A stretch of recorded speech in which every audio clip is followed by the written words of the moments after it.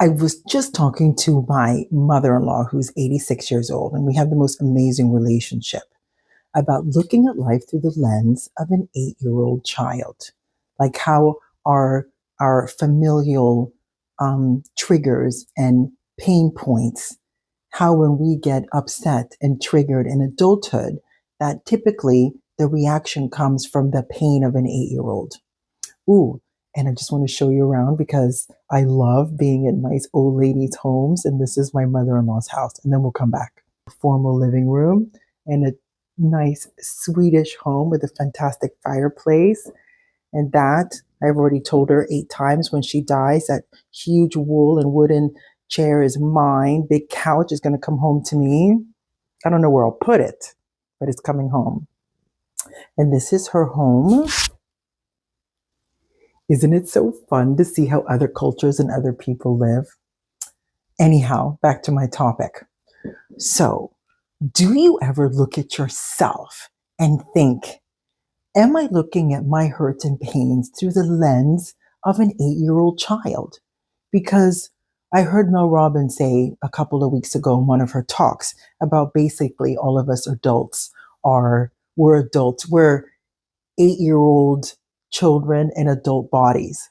And it's such an interesting perspective because I know myself until I learn how to communicate more effectively and learn to be more empowered in how I choose to respond to a situation. When I was younger and I didn't know no better, I was definitely reactive.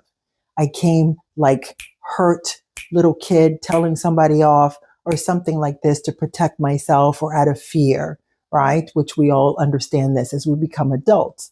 But sometimes that inner child in us is so hurt, and we haven't taken that time to just kind of become very introspective and connect to that inner child and the wounds and the hurts and the challenges that young you has experienced and hasn't been comforted or hasn't been taught how to process this information or how to come through this and understand how to process it now as an adult and comfort that inner child. Does that make sense? Does that make sense? Because it's something that we were just talking about. And I love talking through intergenerations because my mother-in-law is 86. So the way she was raised as a young woman and an adult and raising her 4 children versus the way I was raised as a child in my, late 60s, early 70s, that childhood where she was a grown woman with children is such a different view and perspective. But when we were talking about that inner child, that inner 8-year-old that's hurt or in pain in some way and hasn't been acknowledged in such a way that we comfort that inner child in us and let that inner child in us know that everything's going to be okay. And yes, it was difficult. And then your inner self, your inner 8-year-old self didn't have the skills or the tools to be able to process the challenges situation they were experiencing because they were just children. However, as you've come into an adult and you're in your 20s and your 30s and your 40s, you've learned the difference of being objective. You've learned how to be able to understand that you're having an emotion or you're having a thought or you're in your feelings, but it doesn't necessarily mean that you have to engage. You can acknowledge your feelings, but you don't have to like jump in there and do something about it.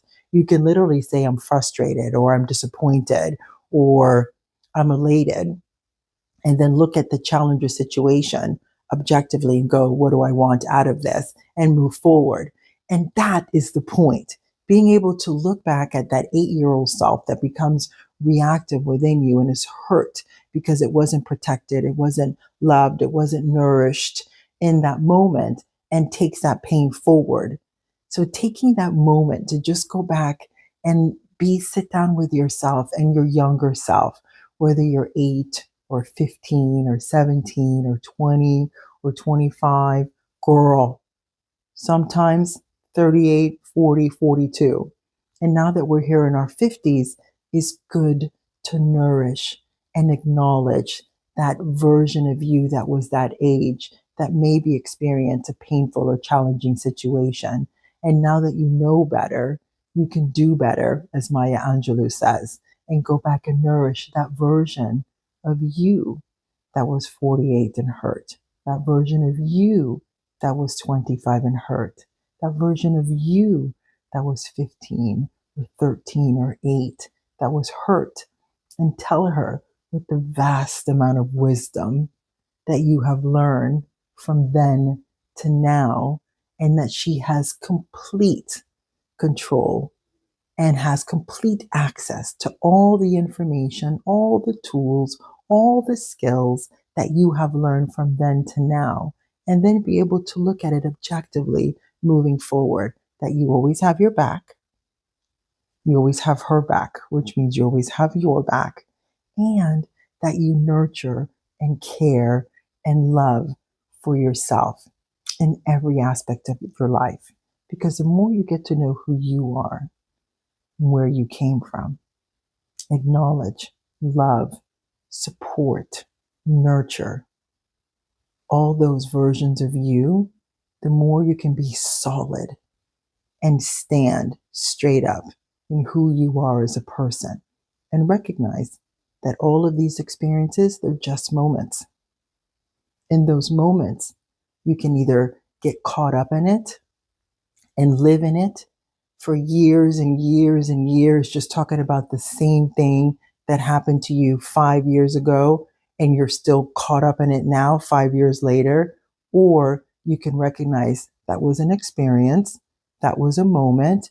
This is what I've learned from it. This is how I've healed from it. What are the other things to do with myself in order to heal from it?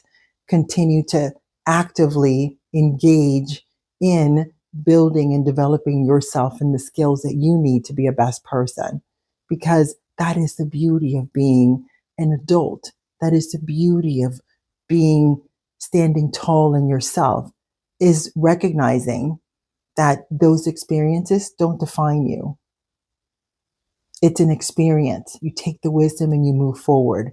So something as simple as acknowledging that 8-year-old person in you, that hurt child, and just taking the time to nourish them and see your life through that view of your 8-year-old healed, loving, moving forward. And if she's not, what are you going to do to make it so? I trust this information builds and develops you as we move forward in our beautiful, collaborative, feminine spaces.